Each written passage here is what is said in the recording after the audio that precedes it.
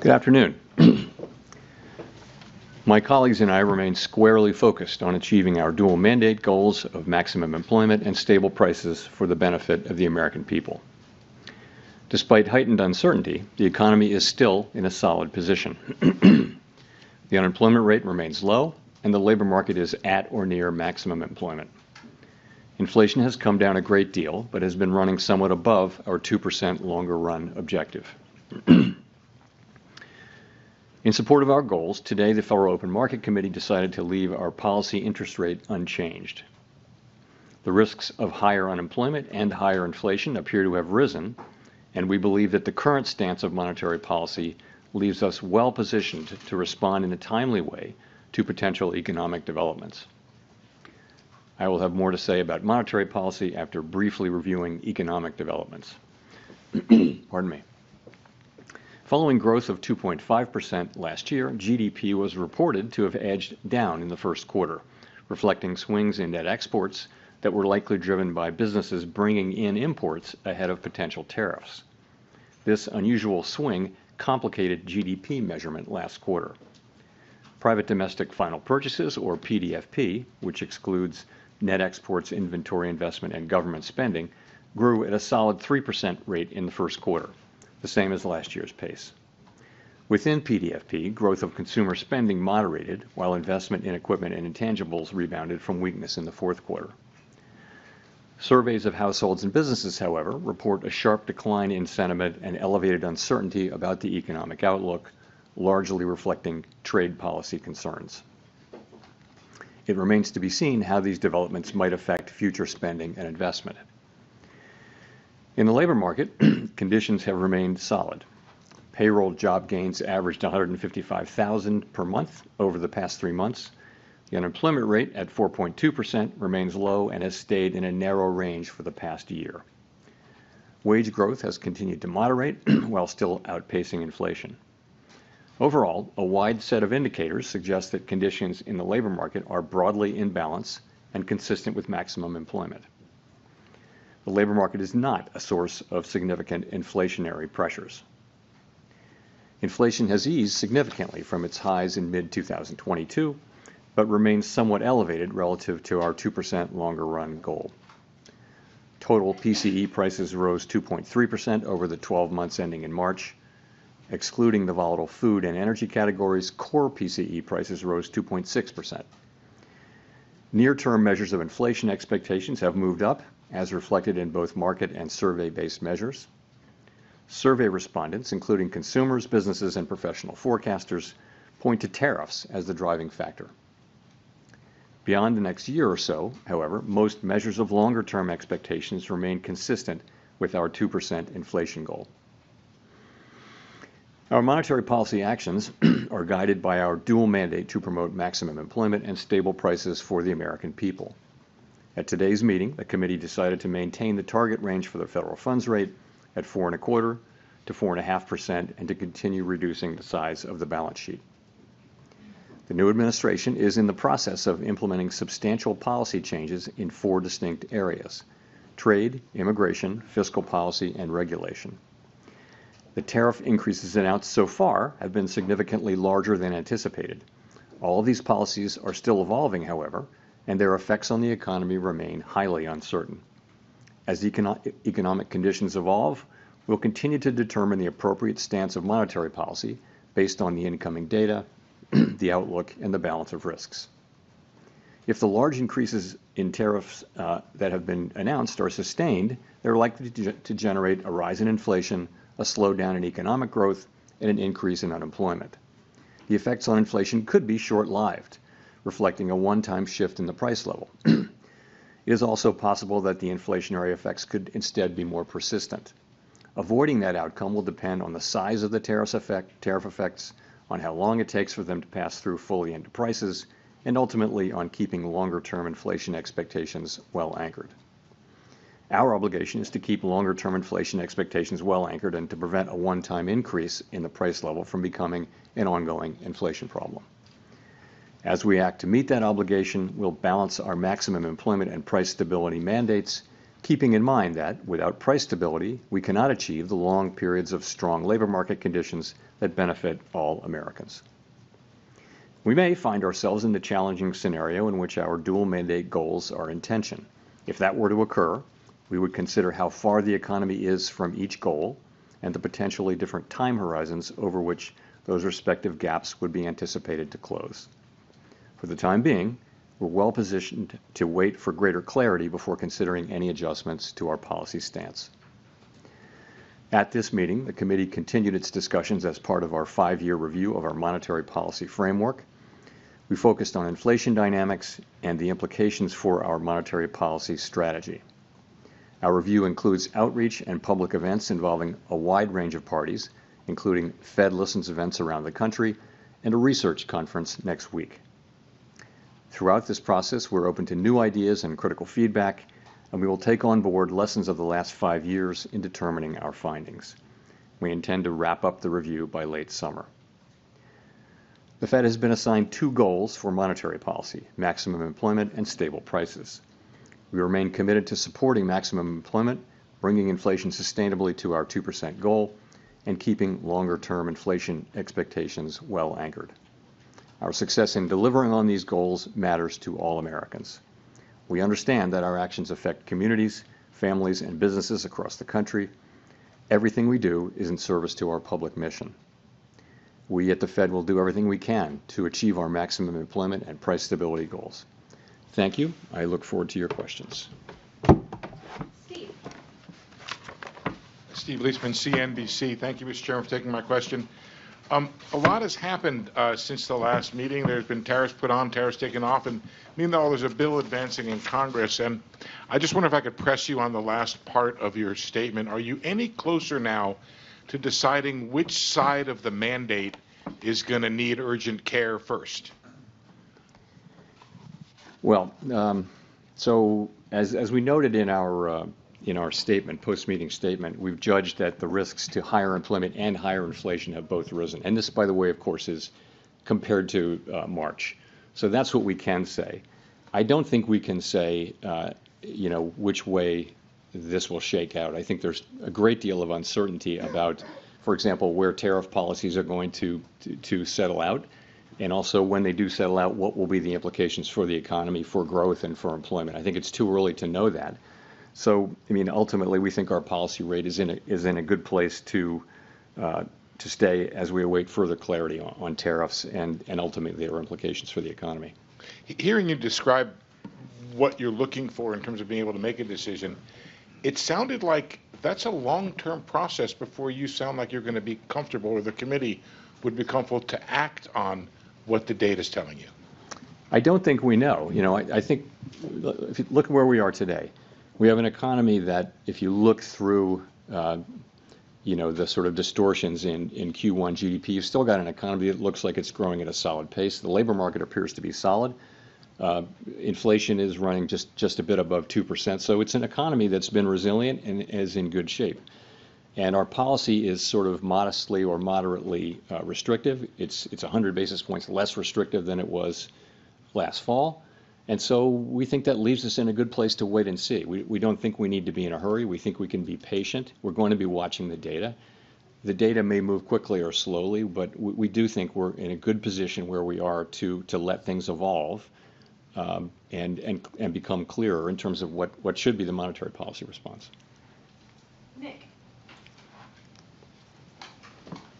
Nick Timrose of the Wall Street Journal. Chair Powell, there's naturally a lot of PTSD around 2021 supply shocks. But there are some who argue that the current situation has notable differences. Energy costs are down. Housing imbalances look nothing like they did 4 years ago. Labor demand appears to be gradually cooling, with wage growth running below 4%. What do you see right now that could nourish higher inflation beyond a rise in goods prices this year? I think the underlying inflation picture is good. It's what you see, which is inflation now running a bit above 2%. And we've had basically decent readings in housing services and non-housing services, which is a big part of it. So that part, I think, is moving along well. But there's just so much that we don't know. I think, and we're in a good position to wait and see is the thing. We don't have to be in a hurry. The economy has been resilient and is doing fairly well. Our policy is well positioned. The costs of waiting to see further are fairly low, we think. So that's what we're doing. And we'll see.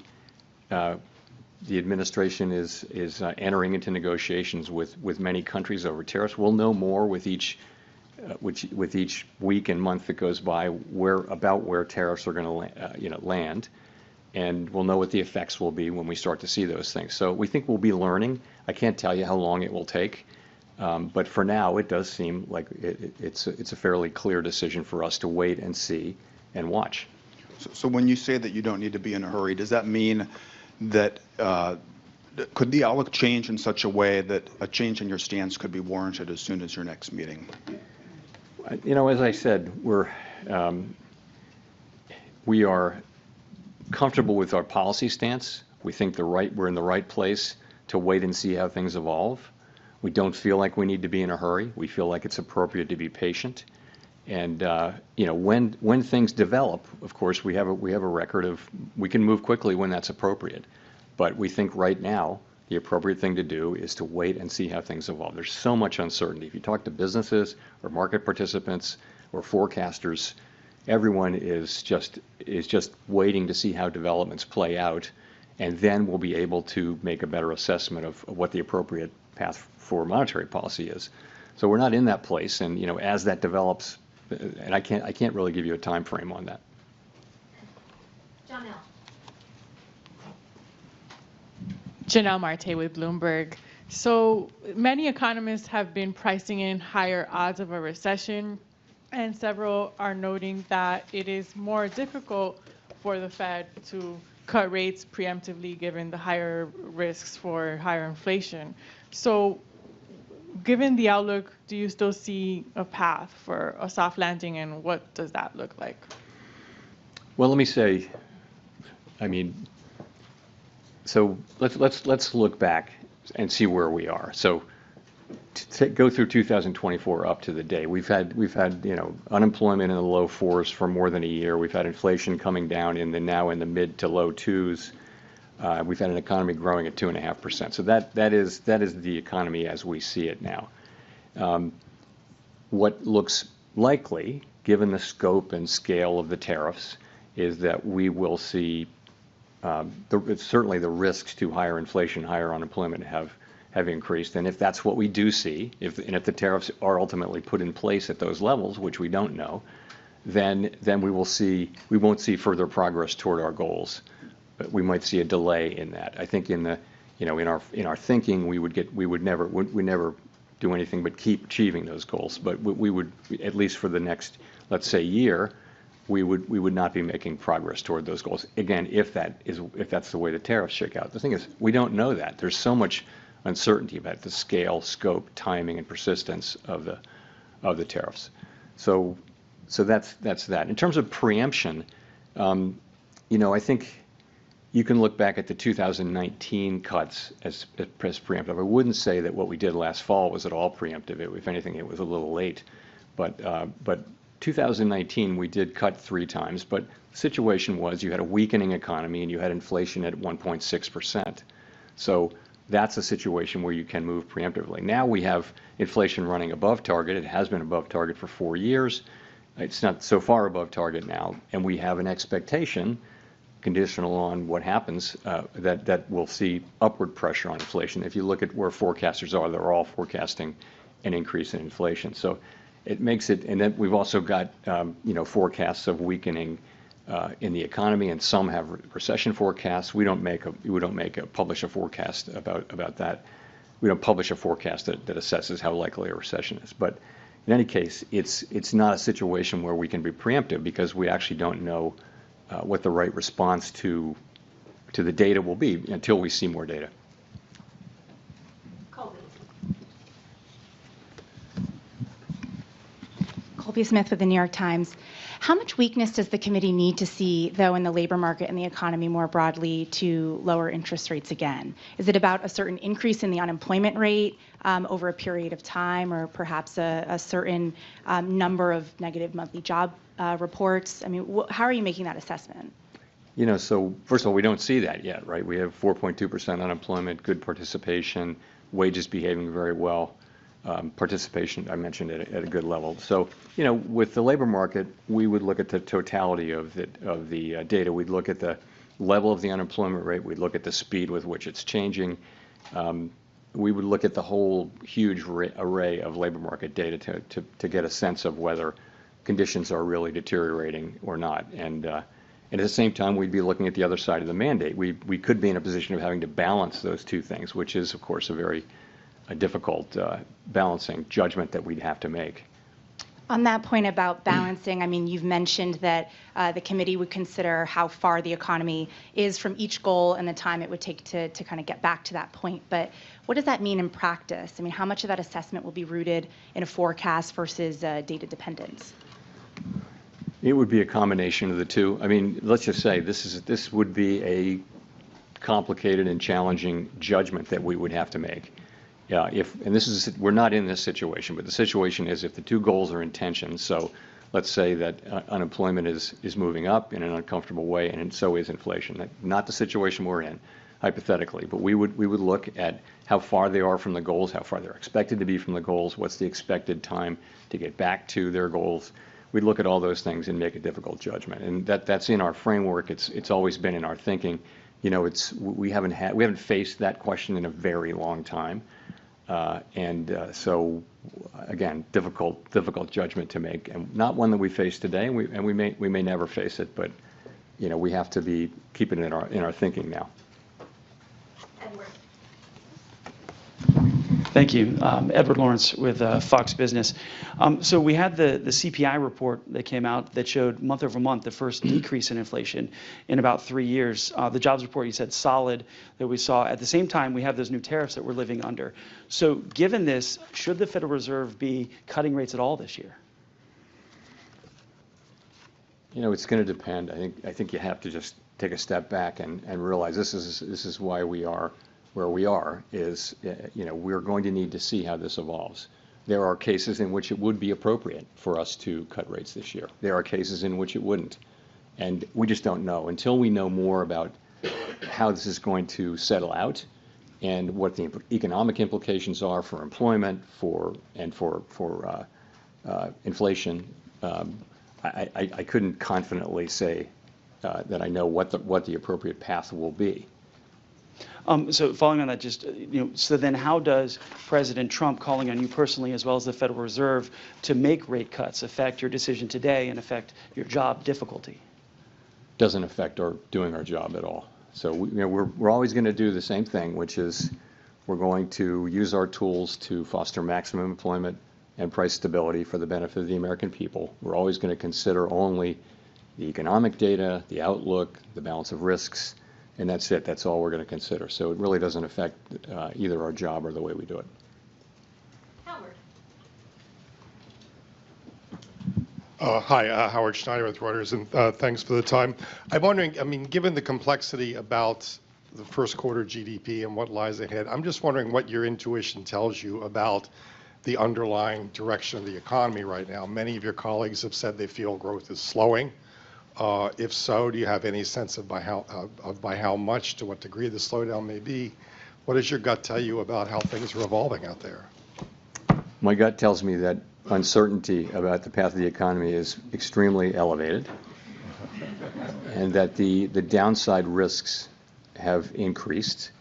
The risk is, as we pointed out in our statement, the risks of higher unemployment and higher inflation have risen. But they haven't materialized yet. They're not really in the data yet. So that tells me more than by intuition, because I think it's obvious actually that the right thing for us to do is we're in a good place. Our policy's in a very good place, and the right thing to do is await further clarity. And usually things clarify and that the appropriate direction becomes clear. That's what usually happens. Right now, it's very hard to say what that would be. In the meantime, the economy is doing fine. Our policy isn't, it's not highly restrictive. It's somewhat restrictive. It's 100 basis points less restrictive than it was in, last summer. So we think it's in a good place, and we think the appropriate thing is for us to wait and see and get more clarity about the direction of the economy.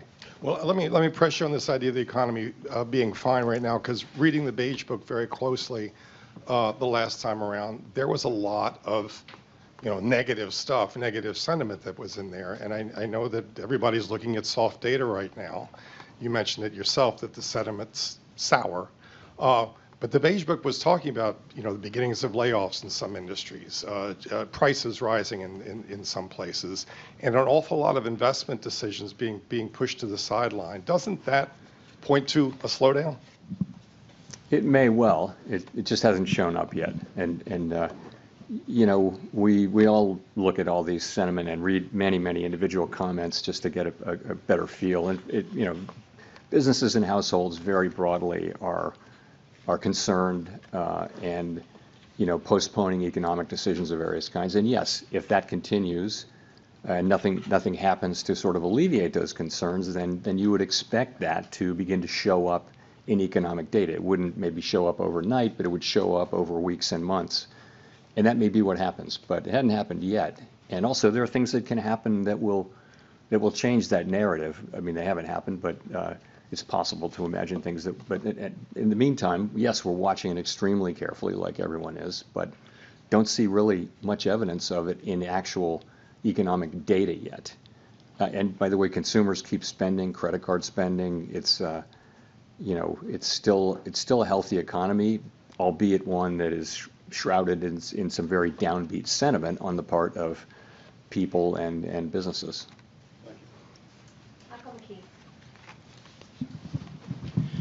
Michael McKee from Bloomberg Radio and Television.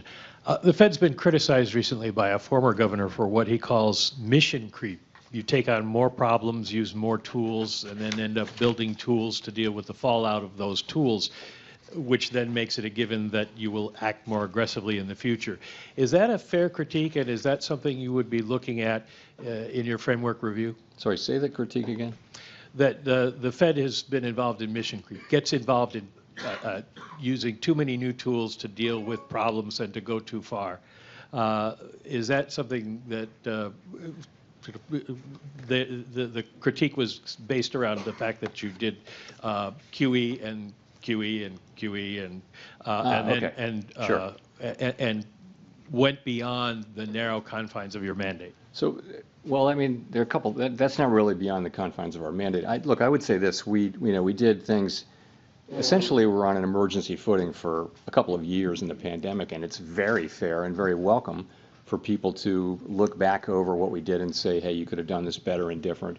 And one thing we hear a lot is we could have explained QE a little better. We did think we were explaining it in real time. I completely accept the thought that we could have explained it better.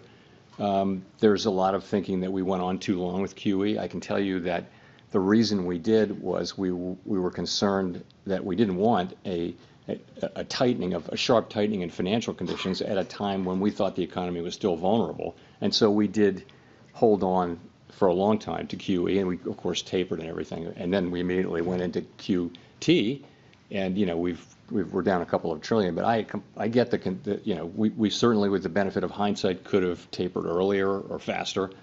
That's absolutely right. But this is all very welcome.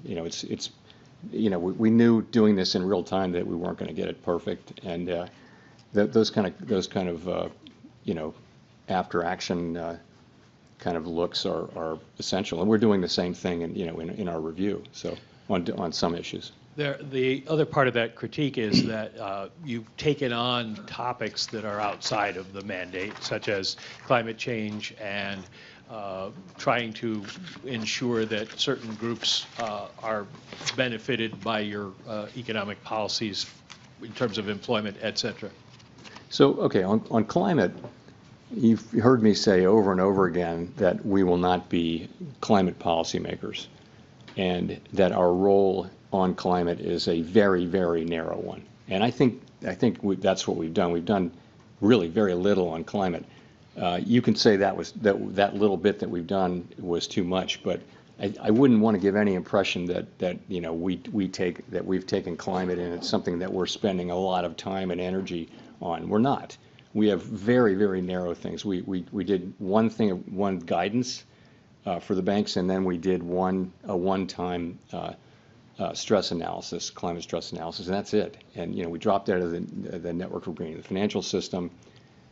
So we didn't do much on climate, but I do think, and I've said this publicly several times, I think it's a real danger for us to try to take on a mandate like that, which is very narrow application to our work. And the risk is if you go for things that are really not on your mandate, then why are you independent?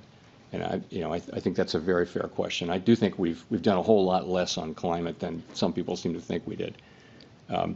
Anyway, that's what I think. Should you have taken on the question of bringing unemployment rates down for specific categories? We didn't do that. What we said was that we never targeted any unemployment rate for individual racial or demographic groups. What we said was that maximum employment was a broad and inclusive goal. And I think what we meant by that was we're going to consider the totality of the country as we look at our maximum employment goal. Of course, we were never going to target any individual group with that, but I think some people, wanted to hear it that way. But that's not at all what we meant.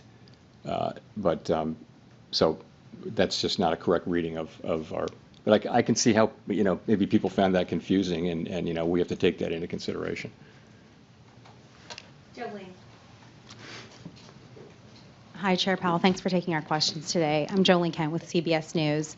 You've said wait and see, and the economy is doing fine today, but the impact of tariffs are already showing up at the ports. Businesses big and small are telling us that they feel it, and most importantly, consumers say they feel it, that the challenges are here, and there's no waiting and seeing. For Main Street, what is the breaking point? What would have to happen to prompt a rate cut specifically? Well, so we really don't see in the data yet big economic effects. We see sentiment, there are concerns that higher prices may be coming or things like that. So they're worried now about inflation. They're worried about a shock from the tariffs, but they really haven't. That shock hasn't hit yet. Okay, so we're going to be looking at the not just the sentiment data, but also the real economic data as we assess what it is we should do. And remember, there will be two effects. One of them would be weakening economic activity, which translates into higher unemployment, and the other would be potentially higher inflation. Again, to say it again, the timing, the scope, the scale, and the persistence of those effects are very, very uncertain. So it's not at all clear what the appropriate response for monetary policy is at this time. And and by the way, our policy is in a good place, so we think we can wait and move when it is clear what the right thing to do is. Really not at all clear what it is we should do. So people are feeling stress and concern, but unemployment hasn't gone up. Job creation is fine. Wages are in good shape. People are not layoffs, or people are not getting laid off at high levels. Initial claims for unemployment are not increasing, in any kind of impressive way. So the economy itself is still, in solid shape. Just a quick follow-up. President Trump now says he does not plan to remove you as chair. When you heard that, what did you think? I don't have anything more for you on that. I've pretty much covered that issue. Thank you. Chris. Hi, thank you. Chris Rugaber, Associated Press. Well, I just wanted to follow up. Earlier, it sounded like you said it was unclear how the Fed, what kind of interest rate decisions you will make later this year. So does that, in March, there was guidance that 2 cuts might happen. 2 cuts were penciled in for this year. Is that now, that guidance from the last press conference, has that been overtaken by events at this point?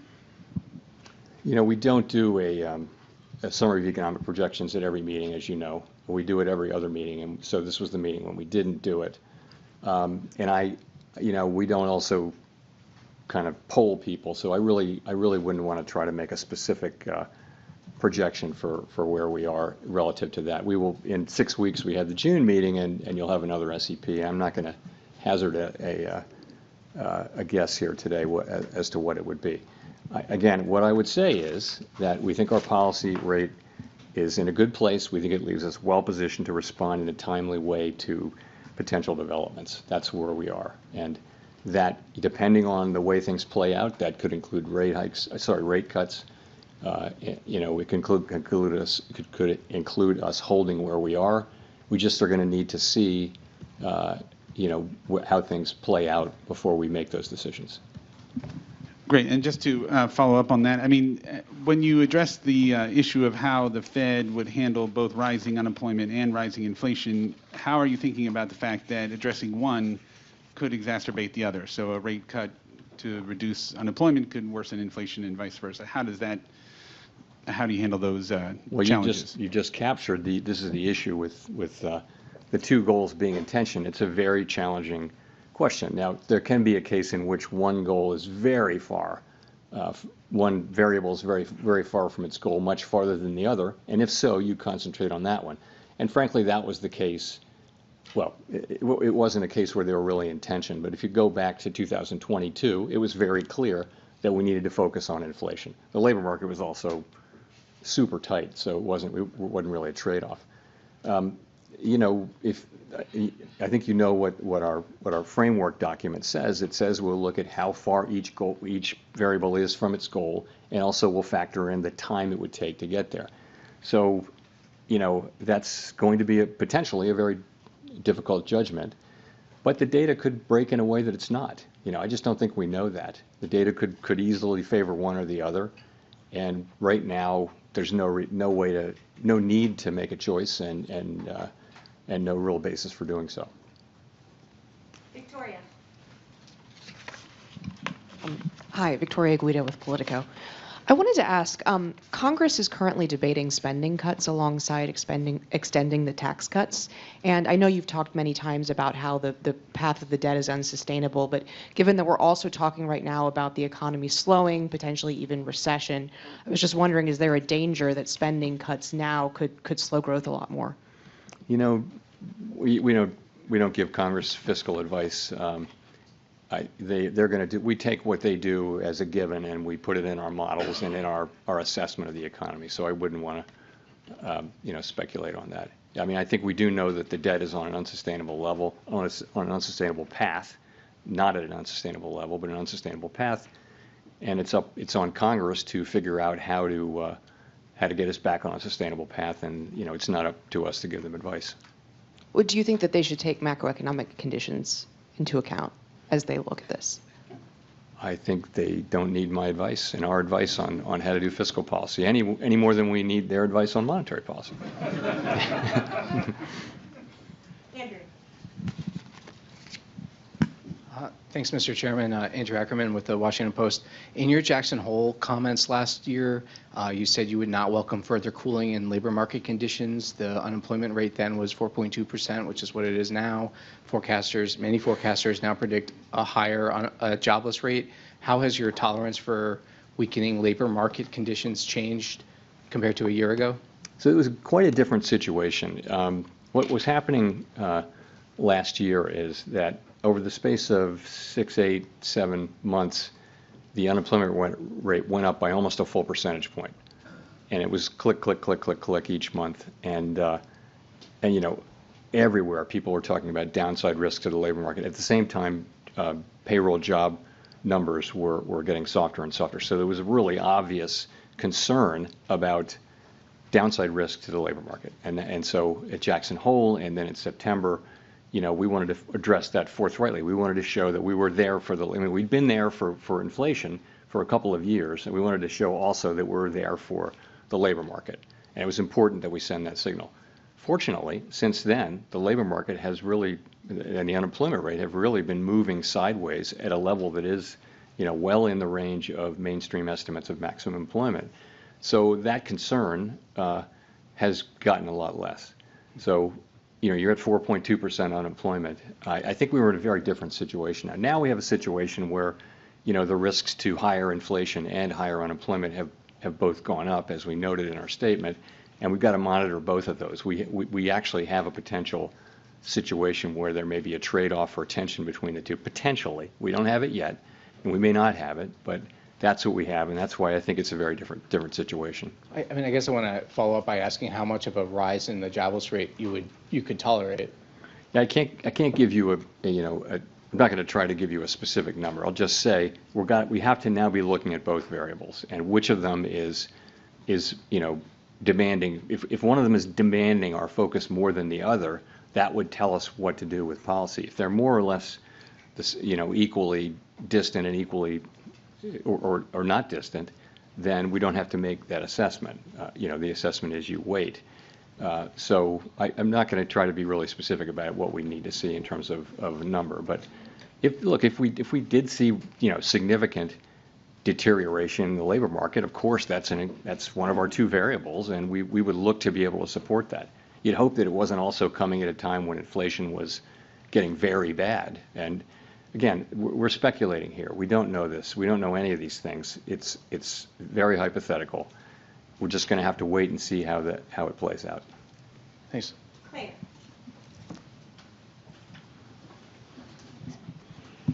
Claire Jones, Financial Times. In terms of getting some clarity, we've got some talks at the weekend in Geneva between the US and China.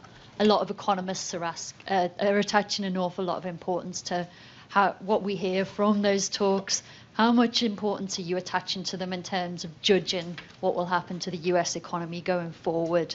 And just in a similar vein, some economists are saying it's days, not weeks, that we have until we start to put the US economy at risk of seeing the sort of pandemic-era shortages and higher prices if we don't kind of soothe relations between the US and China. So it'd be good to have your view on that too. So, these are not talks that we're in any way involved in, so I really can't comment directly on them. But what I will say is this, we had, coming out of the March meeting, the public generally had an assessment of where tariffs were going, and then April 2 happened, and it was really substantially larger than anticipated in the forecasts that I had seen and in our forecasts. So, and now we have we're in a new phase where it seems to be we're entering a new phase where the administration is beginning talks with a number of our important trading partners, and that has the potential to change the picture materially or not. And so I think it's going to be very important how that shakes out. But we simply have to wait and see how it works out. It certainly could change the picture, and we're mindful of not trying to make conclusive judgments about what will happen at a time when the facts are changing. And just on the fall in shipping volumes from China over these tensions, I mean, do you share that concern that we could start seeing goods shortages and higher prices in the coming weeks if this isn't resolved very quickly? I don't want to get we shouldn't be involved even verbally in the questions about the timing of these things. Yes, of course we follow all that data.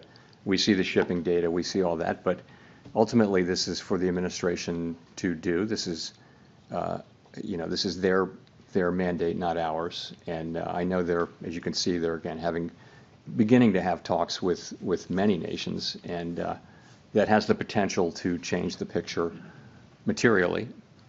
So we'll just have to wait and see.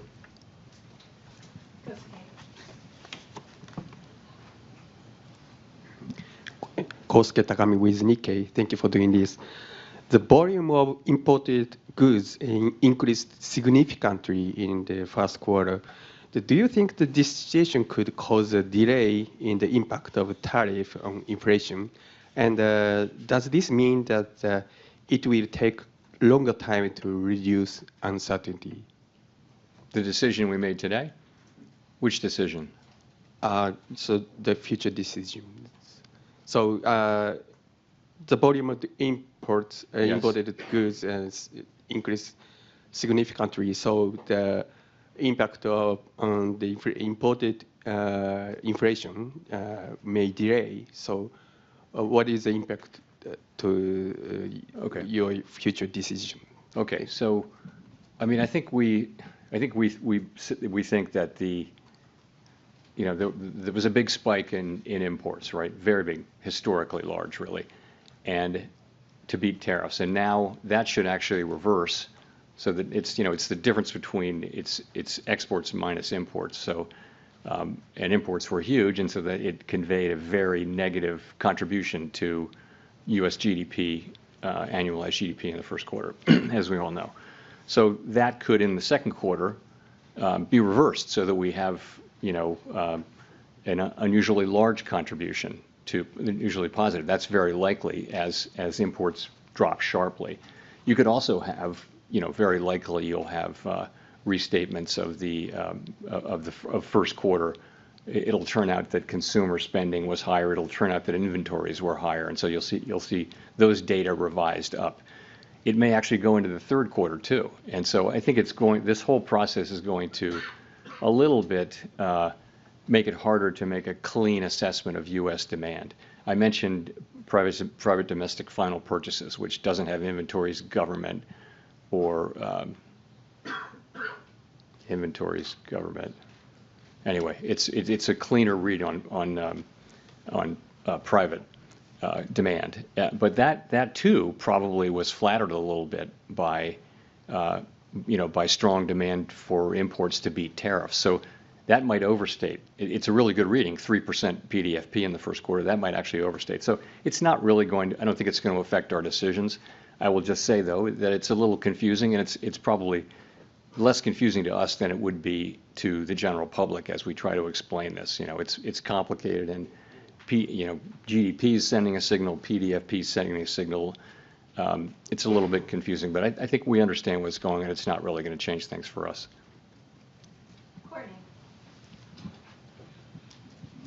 Courtney Brown from Axios. I guess, we talked about some of the indications of potential layoffs, price hikes, an economic slowdown, all being evident in the soft data. I'm curious why the Fed needs to wait for that to translate into hard data to, make any type of monetary policy decision, especially if the hard data is not as timely or might be warped by tariff-related effects. Are you worried that the soft data might be some sort of false warning? No, I mean, look at the state of the economies. The labor market is solid, inflation is low. We can afford to be patient as things unfold. There's no real cost to our waiting at this point. Also, the sense of it is, we're not sure what the right thing will be. There should be some increase in inflation. There should be some increase in unemployment. Those call for different responses, and so until we know, potentially call for different responses. And so, until we know more, we have the ability to wait and see. And it seems to be a pretty clear decision. Everyone on the committee supported waiting, and so that's why we're waiting. Just a very quick follow-up. There was this sort of vibe session, if you will, where the sentiments expressed in soft data did not translate into the hard economic data. How are you thinking about that when interpreting some of the signs in the softer survey data? I think going back a number of years, the link between sentiment data and consumer spending has been weak. It's not been a strong link at all. On the other hand, we haven't had a move of this, speed and size. So it wouldn't be the case that we're looking at this and just completely dismissing it. But it's another reason to wait and see. You're right that we had a couple of years during the pandemic where people were saying just very downbeat surveys and going out and spending money. So that can happen, and that may happen to some degree here. We just don't know. This is an outsized change in sentiment, though, and so none of us is looking at this and saying that we're sure one way or the other. We're not. Matt. Thanks, Chair Powell. Matt Egan with CNN. So you mentioned earlier that you're monitoring the shipping data, and we have seen in the shipping data that imports from China into the Port of Los Angeles have plunged, and that has raised concerns about potential shortages. What tools, if any, does the Fed have to ensure that prices and inflation expectations don't get out of hand if tariffs do cause significant supply chain disruptions? I mean, we don't have, the kind of tools that are good at dealing with supply chain problems. We don't have that at all. That's a job for the administration and for the private sector more than anything. What we can do with our interest rate tool is we can be more or less supportive of demand, and that'd be a very inefficient way to try to fix supply chain problems. But we don't see the inflation yet. We're of course reading the same stories and watching the same data as everybody else. And, right now we see inflation, kind of moving sideways at a fairly low level. If I could follow up on that, President Trump has indicated that he will likely name a replacement for you when your term as chair expires next year. But your position on the board runs through January 2028, I believe. Would you consider remaining on the Fed board even if you're no longer chair? So I don't have anything for you on that. My whole focus is on, and my colleagues' focus is all on, trying to navigate this tricky passage we're in right now, trying to make the right decisions. We want to make the best decisions for the people that we serve. That's what we think about day and night, and this is a challenging situation, and that's 100% of our focus right now. Let's go to Jennifer for the last question. Chair Powell, Jennifer Schonberger with Yahoo Finance. Public records of your schedule so far this year show no meetings with President Trump. Past presidents Obama, Bush, and Clinton have all met with Fed chairs, and you met with Trump during his first term. Why haven't you asked for a meeting yet with the president? I've never asked for a meeting with any president, and I never will. It's not. I wouldn't do that. There's never a reason for me to ask for a meeting. It's always been the other way. So would you want to meet with him if given the opportunity to get more information? It's never an initiative that I take. It's always an initiative. I don't think it's up to a Fed chair to seek a meeting with the president, although maybe some have done so. I've never done so, and I can't imagine myself doing that. I think it's always comes the other way. A president wants to meet with you, but that hasn't happened. And if I could just ask one question on monetary policy. When it is time to cut rates, how will you determine how far down rates will have to come to try to keep a balance on the inflation mandate as employment weakens? I think once you have a clear direction, you can make a judgment about how fast to move and that kind of thing. So it's really the harder question is the timing, I think, and when will that become clear? And fortunately, as I mentioned, we have our policy in a good place, the economy's in a good place, and it's really appropriate, we think, for us to be patient and wait for things to unfold as we get more clarity about what we should do. Thanks very much.